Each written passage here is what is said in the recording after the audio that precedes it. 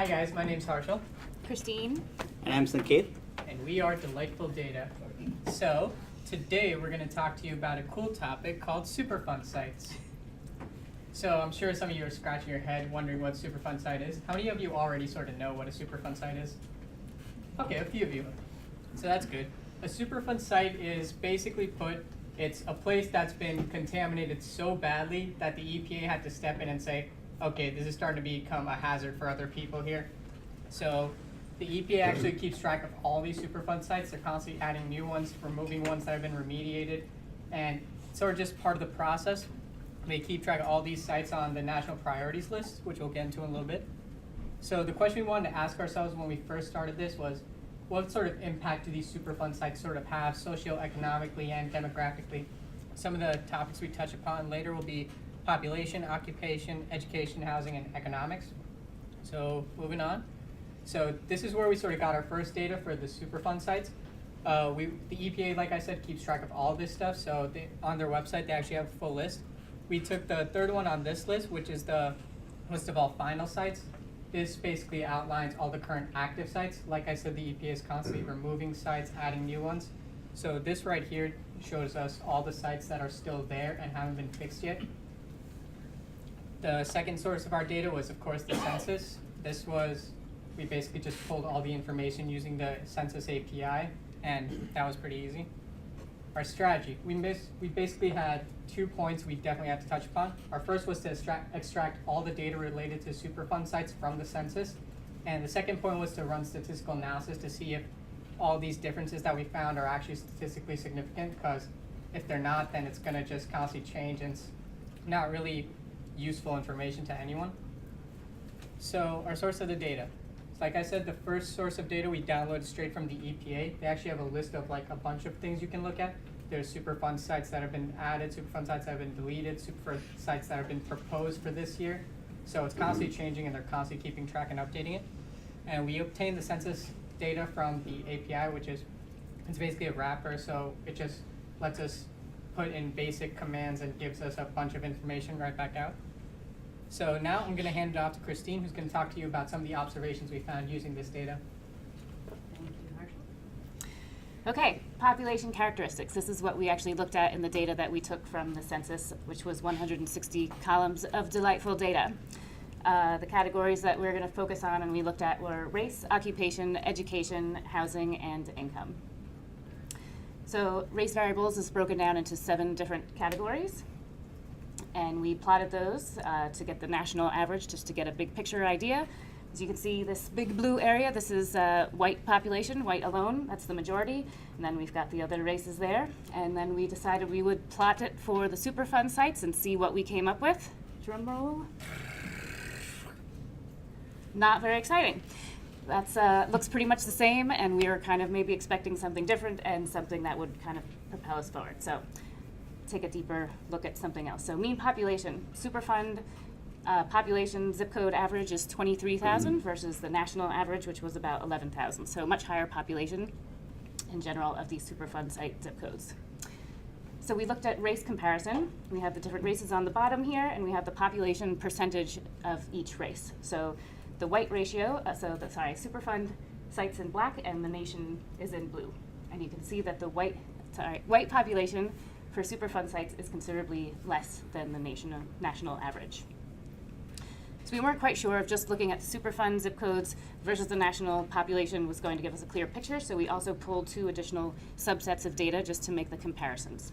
So we had a random subset without any Superfund sites, and then a secondary subset. All 3 were the same size as our Superfund subset sample. So when we plotted all of those, again, we see in black the Superfund areas.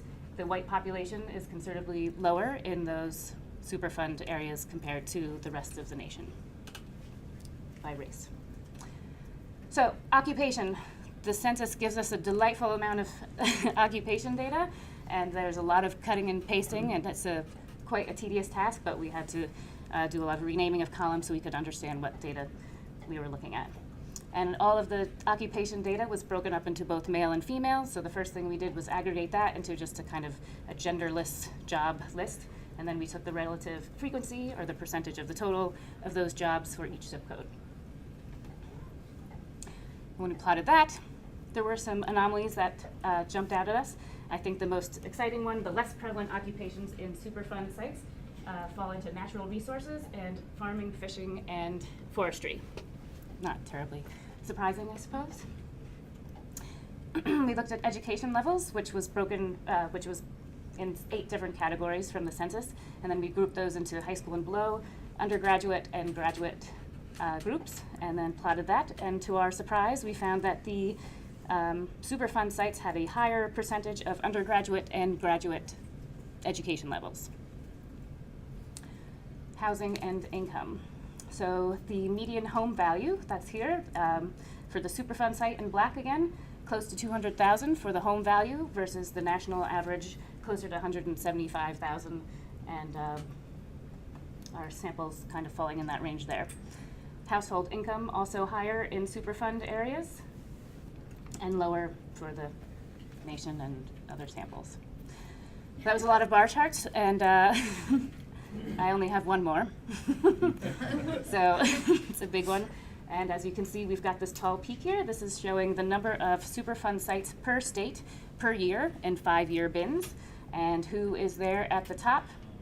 New Jersey and you, perfect together.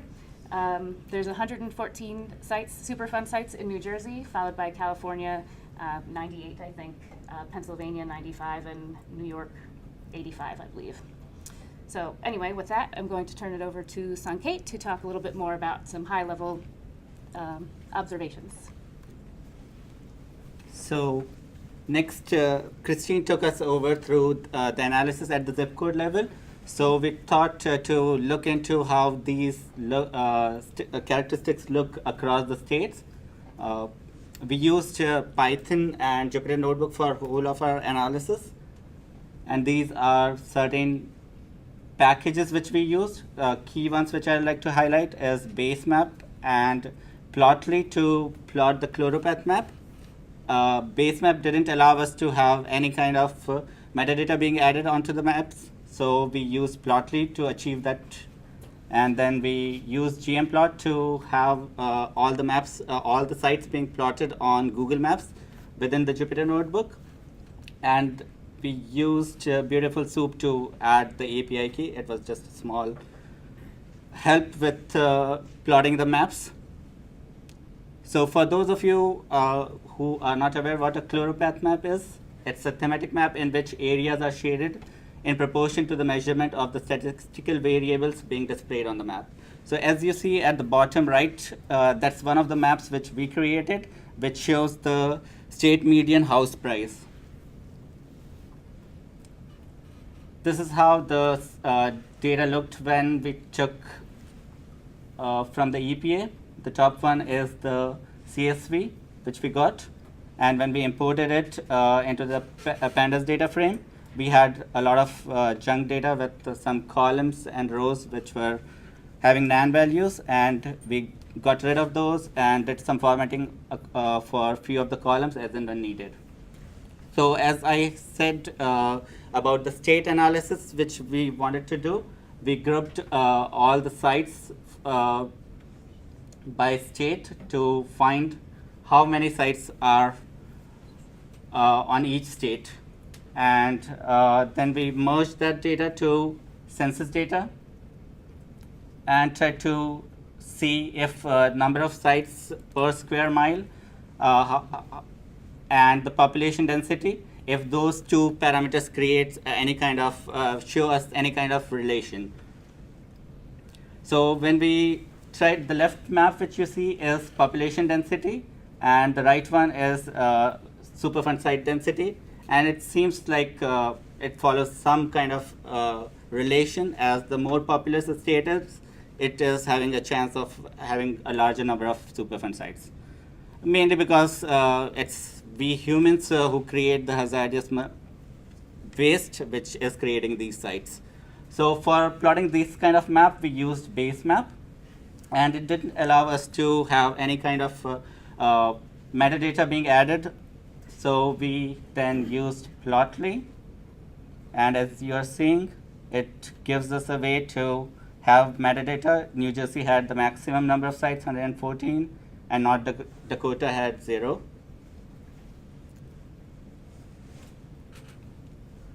To see the things at a national level, on the left video, you see how we can zoom in and zoom out from the Google map.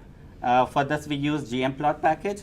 And on the right one, we use the same package to have a zoomed in representation where it allowed us to have the labels for each of those marker points. So when we go through, as you see in this video, as it hovers over, it has which site is, it gives the site names, and we can add more metadata to it.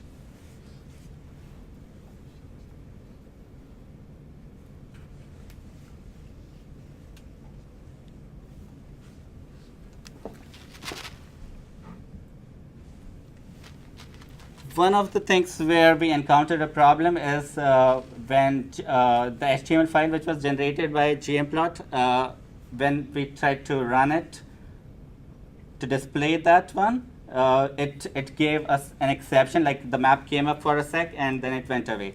So the problem was it didn't have the Google Maps, the Google API which it was required to render the map.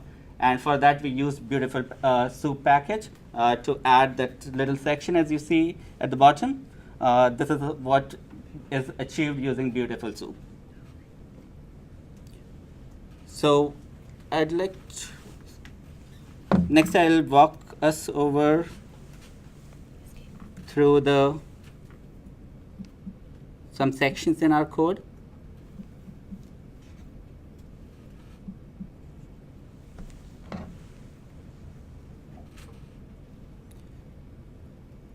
So we used a lot of functions to plot subplots.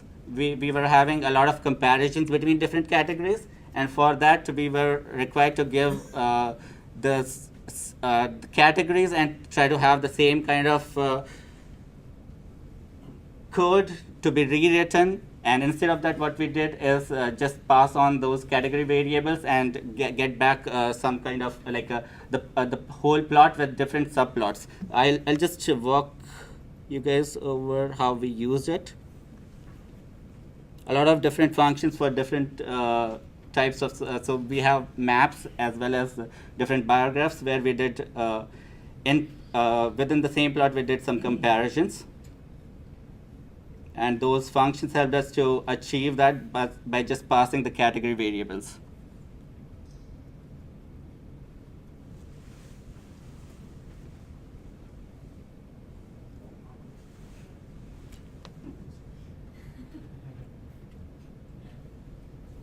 So as you see over here, this is where we have subplots. And all those functions helped us to achieve just by giving the column names from each comparable categories, and it returned us directly like these. These are the subplots using those functions.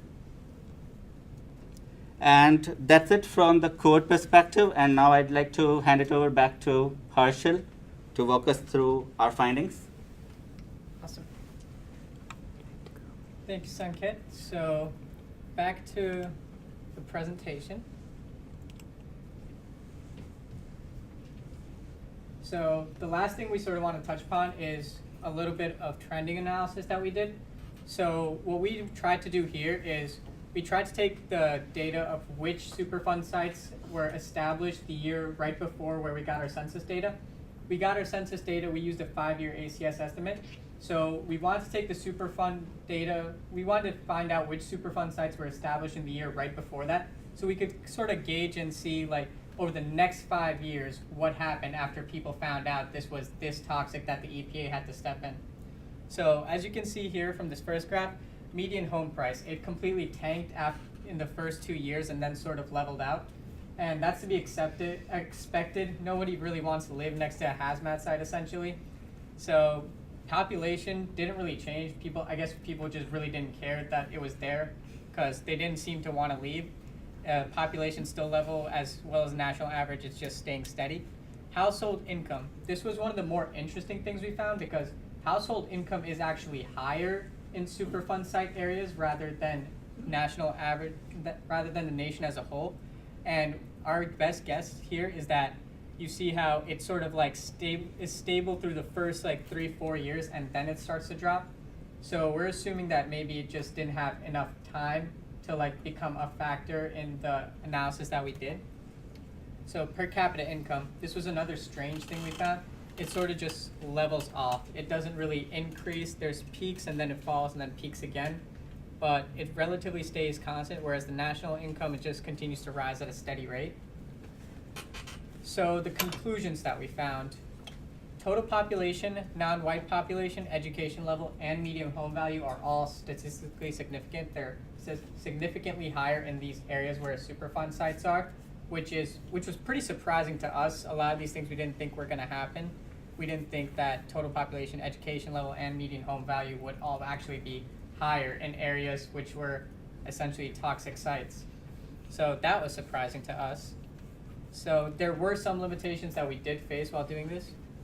Now, we know that there is statistical significance in this data that we found, but that doesn't really explain the full picture. We don't know whether the reason for these things to be higher than they are is because Superfund sites are there, or maybe it's the reason that the Superfund sites are there because of these things being higher. So we'd have to do a lot more research and dive deeper into that to really figure that out.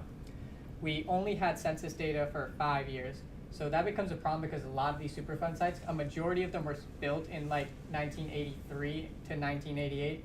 So we don't really know like back then how it affected these areas. So we can't get a clear picture of how they might have affected us now. We also don't know when the contamination started. So a mine could have been active for 5 years before somebody reported it as a Superfund site and it became approved. But the whole time it's still contaminating everything around it and people are still starting to get fed up. So we don't know if the effect actually happened before it was even declared a Superfund site. So that was a limitation. And the last thing is the data that we found for the Superfund site was at a zip code level. So that tends to be like a larger, broader sort of area, and it doesn't really allow us to narrow down specifically within the immediate vicinity of the Superfund site how it sort of affects those in like direct contact with it essentially. But that's pretty much all we found out so far. So now we open the floor to questions. And here's the best dump on Guam for your question.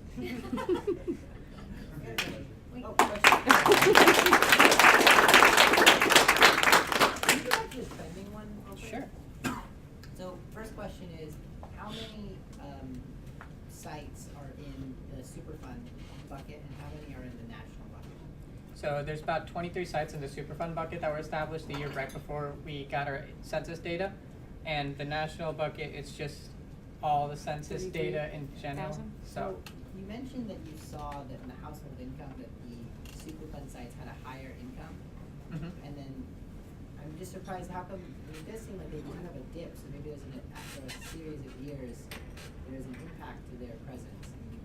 What's your thought on that? I say the thinking there is most likely that maybe over time, as either jobs or like bigger companies started to leave the area to pursue nicer places, maybe that's what has caused the dip in income. Because this is looking immediately within the next few years how it affected, but who's to say that also cleaning up these Superfund sites didn't bring jobs back in? Who's to say that new opportunities weren't created because of these Superfund sites there? So we don't know that, and that's like another limitation of only having 5 years of census data, is that we can't see into the long term. Maybe in the sites that were established in 1983, who knows, maybe initially it faced the same sort of problems, but afterwards maybe some other opportunities came in because the prices in like land, real estate, everything was so low. Maybe it inspired a new growth, and that's what also caused like new jobs and new opportunities to come in here and increase the household income again. So it could be a variety of factors that requires deeper study. The interesting conclusion was the population didn't change, right? Mm-hmm. But the household income did, right? So so people did not leave, contributing to the household income did. So that's still really sort of a question. Well, I can see the household, the population, if people can't sell their homes, and it can just kind of mixed up there, and then depending on their ages, you might take the loss if you have young children in an area like that, but if it's an older population, you might just stay with your, Are these mostly urban areas? So a lot of them do have a higher population. We can't really quantify them as urban or suburban, or we can rule out rural for the most part. Right. But yeah, a lot of them seem to have a higher population, so it's likely that a lot of them are in urban areas. We actually did run the analysis for age too, and it turns out like age hovers around 41 or so for this population that lives in these areas. But yeah, it just it started that way and it sort of stayed that way. It didn't really change much, so it didn't have any impact on either younger people moving out or older people moving in or anything like that. So the people that were there just sort of stayed there, and they didn't migrate out because of it. I had a quick question. Yeah. Given the issue, did you look at any kind of health statistics, like cancer rates or anything else like that? Given We actually did not Not, look at those things. yes. We were mostly focused on socioeconomics and demographics as opposed to sort of the health consequences of this thing, since it's also kind of hard to pinpoint medical things for a lot of people based off like just proximity to an area. There's studies that are done, but there's not too much conclusivity, especially not for each separate site. So it'd be a lot hard to pinpoint those variables, whereas socioeconomics and demographics are easily available through the census.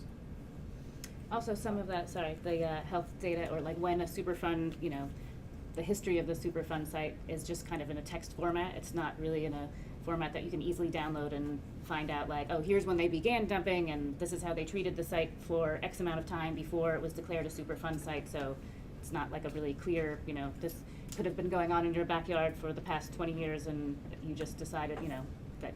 I mean, maybe that was one of the reasons people didn't care. Right. Like if I'm healthy and fine, I mean, how does it matter? Sure. Right. So that would be something interesting to look at too. That's right. You show that you took the data on July 11th data from the EPA, right? I'm sorry, what was that? Yes. On one of the first few slides, you show that the data you download from EPA site is based on July 11th, 2017, right? No. No. The data we found from the EPA, sorry, there's a lot to scroll back. It refers to. It's 2011 to 2000. No. The census. Nope, still. Here, yes. Okay, here, yeah. This one, This. right? Yes. But the census data we have is between until 2015. Yep. What's the reason behind that downloading the latest one from the EPA sites? So the thing is that it's constantly being updated. Now, the sites that are on this file don't only include like recent sites. This includes all the active sites. So it could be a place that was declared a Superfund site all the way back in 1983, but it still hasn't been cleaned up. It's still a dump. So the fact that it's still on this list, it's still like affecting things. Whereas census data, we sort of know how it works. It's only 5 years, and that's like all we could sort of get. But this, it sort of spans a broad range because a lot of these places still haven't been cleaned up.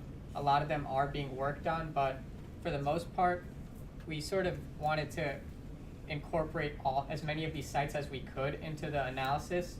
And that's why in the later analysis where we did the trending, we only used sites that were founded in this one specific year so that we could see over that amount of time after it's been declared this, how it impacts specific things.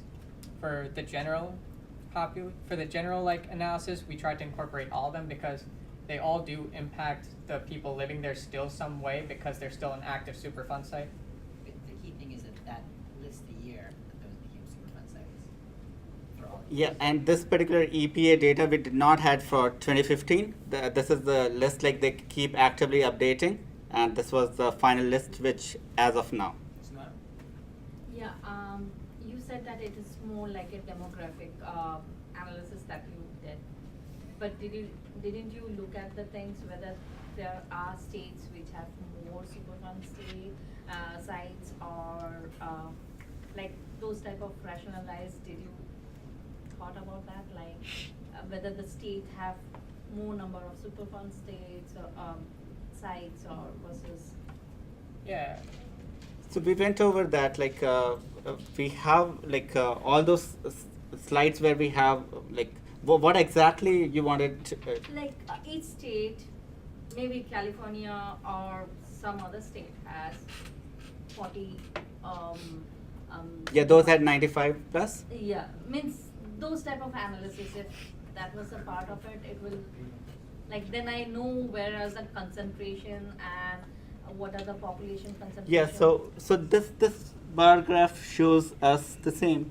Like this is the whole count. These are like roughly 95 over here. That is 114 for New Jersey, and Pennsylvania is roughly around. I think that is 95. This is 98, right? Okay.